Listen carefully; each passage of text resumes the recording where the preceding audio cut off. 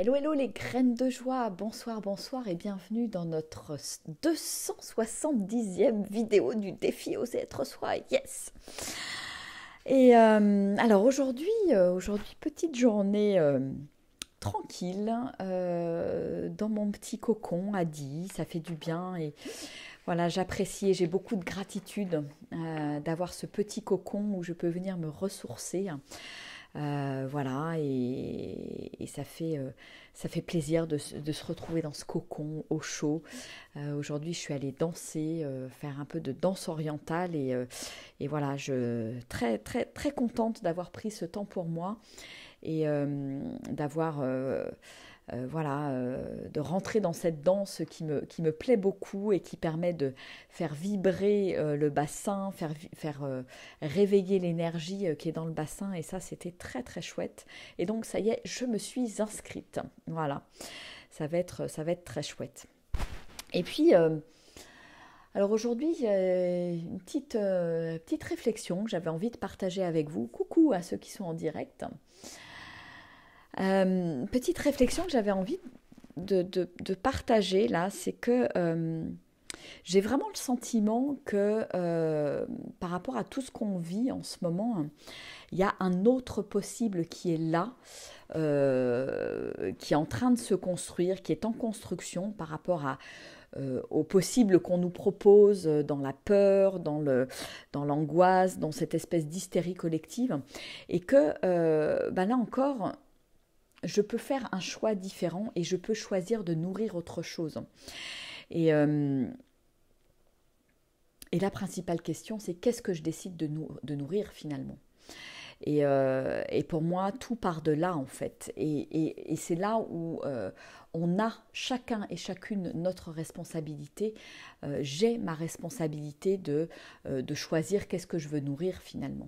Est-ce que je veux nourrir cette peur, cette hystérie collective? Est-ce que je veux nourrir cette négativité ambiante, permanente et voilà, cette peur de l'inconnu, cette peur de la maladie, cette peur de mourir, cette peur de tout en fait? Ou est-ce que je décide de nourrir autre chose? Et moi, j'ai définitivement fait le choix de nourrir autre chose.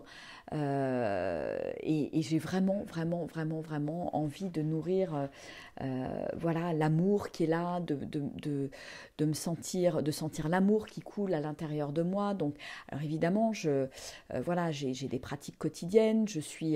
Voilà, j'ai lancé il y a 2 mois le défi Vivre dans la grandeur qui m'aide et qui aide le groupe à vivre aussi dans cette dynamique positive au jour le jour.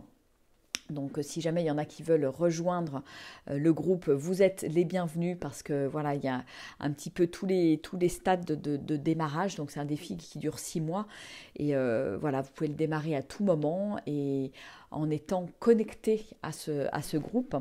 Et définitivement, voilà, c'est un choix de nourrir le beau, le grand, l'harmonie et ce que j'ai envie de voir émerger finalement dans le monde. Et ça, on a tous notre responsabilité là-dedans. Et je pense qu'on est tous des petites gouttes d'eau, mais on a chacun et chacune notre importance sur qu'est-ce qu'on envoie finalement dans l'univers. Et à mon sens, c'est là que intervient, je dirais, toute l'écologie intérieure, parce que j'aime bien parler d'écologie intérieure, c'est je suis responsable de mes poubelles intérieures, je suis responsable de lâcher ce que j'ai besoin de lâcher et je suis responsable de l'énergie que j'envoie dans l'univers. Si j'envoie une énergie de peur, de doute, de manque, je vais recevoir cette énergie en retour. Si j'envoie une énergie de joie, d'amour, d'enthousiasme, de bienveillance, je vais recevoir ça en retour. Donc, est-ce que je peux prendre conscience en fait du fait que finalement chacune de mes pensées, chacune de mes actions, chacune de mes intentions sont vraiment, je dirais, la clé en fait. Et vous imaginez que si chacun de nous, à notre échelle, nous, chaque petite goutte d'eau, chaque petit colibri, on se met à nourrir ces pensées positives, on se met à nourrir des intentions positives, on se met à nourrir le beau, on se met à nourrir l'harmonie, on se met à nourrir l'amour, à cultiver l'amour, la joie dans notre quotidien, eh bien, est-ce que vous ne pensez pas qu'on peut avoir un impact colossal sur le monde? En tout cas, moi j'y crois très fort et pour moi c'est vraiment une question d'oser et d'oser justement voir que je suis grand et grande, d'oser voir que je peux avoir de l'impact sur ce monde finalement et sur le monde qui m'entoure et oser y croire et oser croire que tout est possible et c'est quelque part aussi une phrase, voilà, aujourd'hui, je vous ai raconté un petit peu hier ce qui m'est arrivé là ce week-end, que pour la première fois depuis 8 ans, j'ai eu la joie de pouvoir fêter l'anniversaire de ma grande fille, les 20 ans de ma fille. On était tous réunis en famille. Donc mon ex-mari, sa compagne, sa petite fille et mes 3 enfants. Et voilà, et je pense que là, dans des situations comme ça, je viens nourrir le positif, je laisse de côté les ressentiments, la jalousie, le négatif, etc., pour amener autre chose. Et, et chacun à notre place, je pense qu'on peut faire ce travail-là. Et c'est quelque chose que voilà, j'ai partagé cette joie aussi avec des amis qui me sont proches aujourd'hui. Et ouais, c'était bon en fait de partager ça et de voir les retours positifs et de voir que les gens sont touchés en fait par ça. Et de voir que bah finalement, voilà ce que je disais, ce que je leur partageais avec les photos de la soirée que je leur envoyais. Je leur disais que voilà, c'est important de toujours y croire et de croire que tout est possible. Et je pense qu'on est effectivement dans notre monde aujourd'hui à une charnière et je pense que c'est important de croire que tout est possible et de faire notre petite part, chacun et chacune à notre place. Et pendant longtemps, je me suis dit, voilà, j'y croyais pas en fait. Pendant longtemps, je me disais, ouais, ça sert à rien de faire ça, quel impact ça va avoir sur le monde. Vous voyez, quand on a commencé à parler d'écologie, etc. Et bon, c'était pas évident de remettre en cause mes petites habitudes, mes petits voilà des choses que je peux faire dans le quotidien et me dire bon bah en quoi ça va avoir de l'impact finalement au niveau global. Et en fait aujourd'hui je suis convaincue de l'impact en fait. Je suis convaincue de l'impact et pour moi tout part là aussi de ma vibration. Tout est en nous, tout part de ma vibration et donc voilà, c'est vraiment qu'est-ce que je décide, qu'est-ce que j'ose finalement envoyer, est-ce que je peux oser choisir l'amour et lâcher toutes les peurs ambiantes et ne pas me laisser happer finalement par tout ça et par ce tourbillon négatif. Et par rapport à ça et cette réflexion du jour, je vous invite à aller visionner la petite vidéo des rendez-vous du lundi là, que j'ai faite à 18h30 pour passer à l'action et avec une méditation que j'ai proposée aujourd'hui qui permet de transmuter justement l'énergie négative, de venir la transmuter dans le cœur pour pouvoir offrir l'amour et des énergies positives dans ce monde.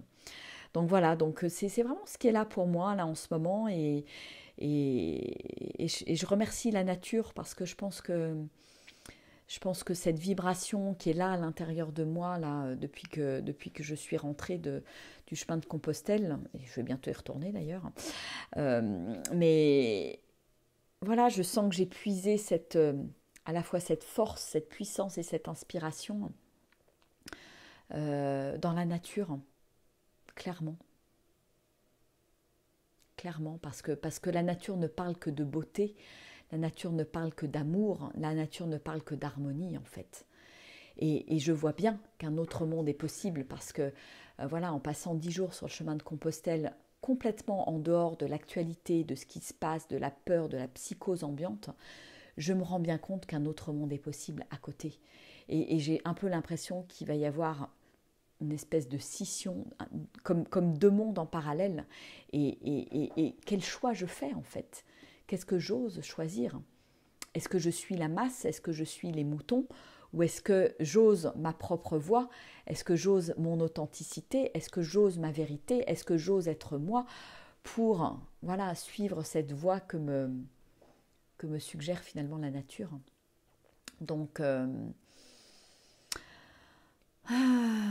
ouais, je pense qu'il est urgent et important, si vous, voilà, si c'est quelque chose qui vous parle et qui vous fait vibrer, de cultiver ce positif, de cultiver cette énergie et de cultiver cet autre possible qui est là et qui est déjà là.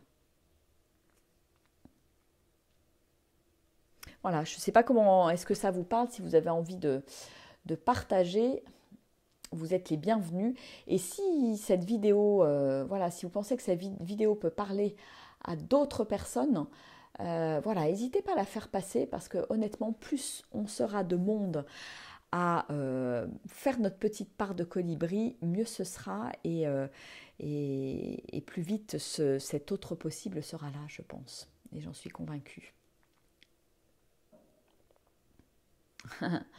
Exactement, Armel. Là, toutes mes cordes et beauté, luxe, calme et volupté. Exactement.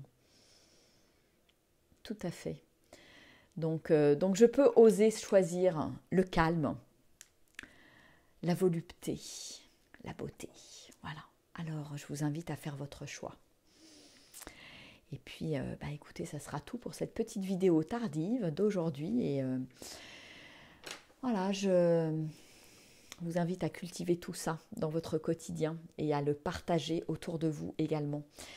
Devenir chacun des petites lumières. Et c'est d'ailleurs le mantra que j'ai partagé, le mantra de Claude Brane, j'ai partagé au son de la guitare tout à l'heure. Nous sommes lumière.